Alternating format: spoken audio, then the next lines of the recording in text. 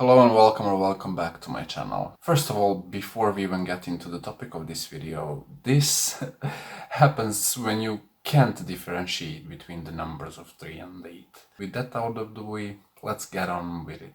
So we're talking about the Olympics tennis tournament, obviously. Before we even get into the draw and what kind of possibilities are there, what kind of matchups are there for Novak, I need to be clear on something. This is not a Grand Slam kind of draw. We have a lot of good players in these Olympics, but it's definitely not a type of competition that you would see in a Grand Slam. With that being said, it looks like Novak puts a lot of importance in this tournament. He has never won an Olympic gold. Knowing how much national pride this has, I think it would definitely be, for him at least, a highlight of his career. But when we talk about the importance of this tournament and this medal, I see it around ATP 1000 Masters Series. And the draw itself is definitely reflecting something like that. With this huge thing of a Golden Slam being in the talks all the time, and I see countless articles about it, I think that it's blown out of proportion. Tennis is not an Olympic sport, at least in my opinion, and I think that a lot of people that are in tennis and that work in tennis don't see tennis as an Olympic sport.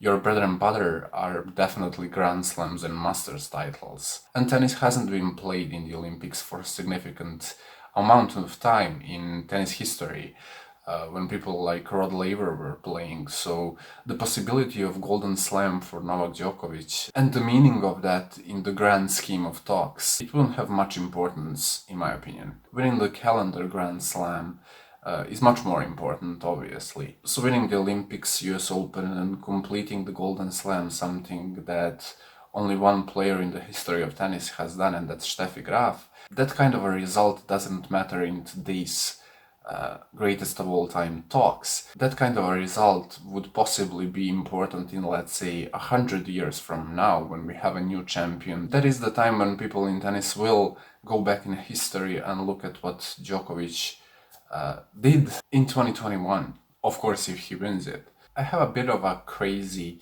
observation, and I don't know if anybody agrees with me on this. If you agree, please comment, and if you disagree, comment and tell me why you disagree. Losing the Olympics, let's say in the quarterfinals, semifinals, or even in the final, wouldn't be that bad. We know that at this point Novak is one of the most mentally strong players, if not the strongest in history of tennis. But this man definitely needs a break now and then.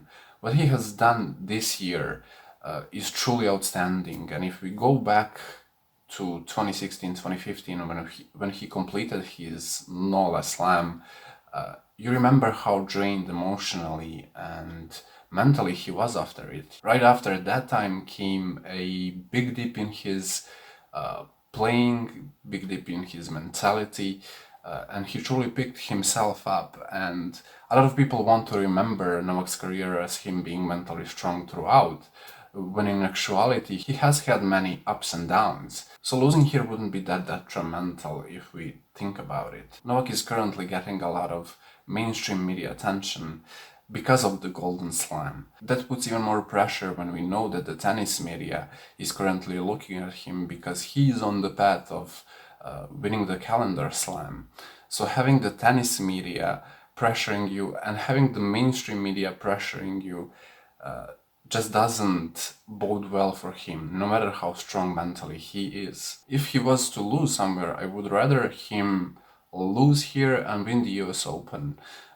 When we turn the history books in, let's say, like 50 years from now, seeing him win gold in Tokyo this year and lose at the US Open would be such a disappointment actually, because the calendar slam is something that everybody remembers throughout history. For example, we sometimes see how Rod Laver gets disrespected by the tennis media even, but his 2 calendar slams are mentioned all the time. So completing that and separating himself from the rest of the field is of the utmost importance, in my opinion. What I'm trying to say in simple terms is, if he's going to have a dip mentally, It better happen now than in the US Open, because we know that there is a lot of next-gen players that are playing extremely well on the US surface. So let's go over the draw. In the first round, Novak seems to have an easy matchup.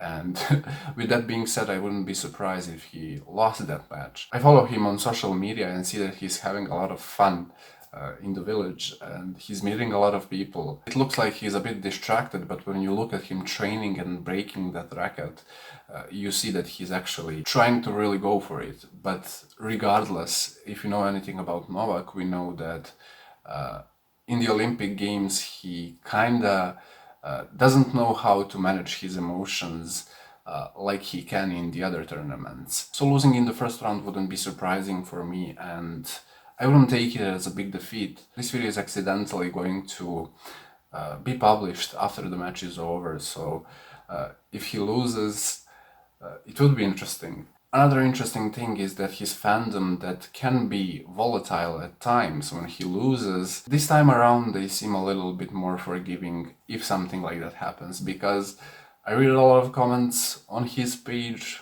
on other Instagram pages, on Twitter, and I see his fans being truly understanding of his age and that he truly can't win everything. In the second round, there is a possibility of him facing Struff, and this man just can't get a break. Sometimes it looks like every month he's playing Novak Djokovic in the first or second round. It could be interesting.